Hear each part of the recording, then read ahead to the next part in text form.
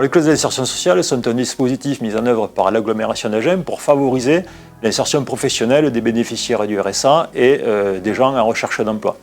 Ces clauses sociales en fait permettent, comme son nom l'indique, de closer les marchés et donc de réserver dans des marchés d'ouvrage publics des heures qui seront consacrées donc à ces bénéficiaires.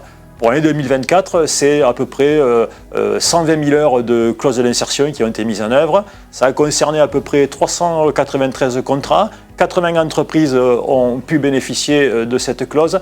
200 silos ont été closés dans ce cadre-là. Donc c'est un très fort vecteur d'insertion professionnelle pour nos bénéficiaires. Donc, pour exemple, la mise en œuvre du pont de Camella qui a permis de générer 16 700 heures à destination de nos bénéficiaires. Ce chantier a fédéré toutes les entreprises du Lot-et-Garonne, et même plus. Et dans ce contexte-là, en jouant cette carte de la clause d'insertion, ça a favorisé la mise en œuvre de contrats de travail à destination de nos bénéficiaires.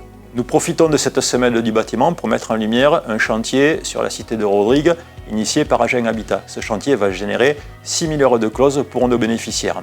Des visites ont eu lieu pour permettre à nos bénéficiaires justement de se rendre compte des métiers proposés. Et dans ce cadre-là, nous espérons effectivement une insertion professionnelle durable et sociale.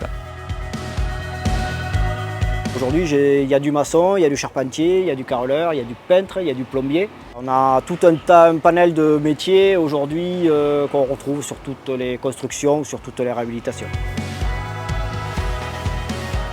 Les entreprises elles sont toujours en recherche de main-d'œuvre.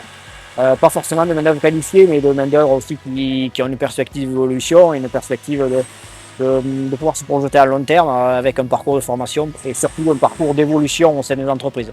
Toutes les entreprises aujourd'hui sont très intéressées par ce genre de démarche.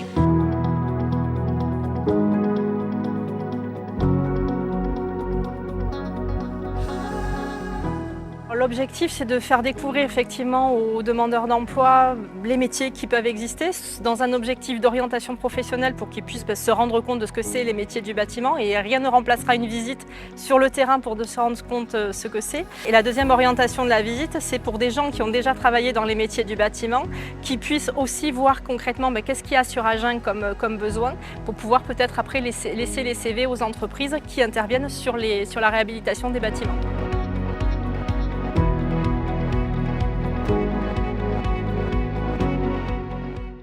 Quand une entreprise répond à un marché public, elle a une obligation de clause d'insertion.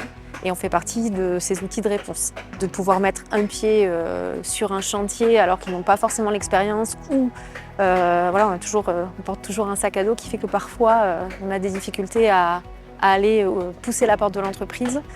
Et ça leur permet aussi de reprendre confiance, de retrouver le chemin de l'emploi. Et pour les entreprises, c'est aussi une opportunité pour elles de pouvoir trouver du personnel qu'elles n'embaucheraient pas forcément.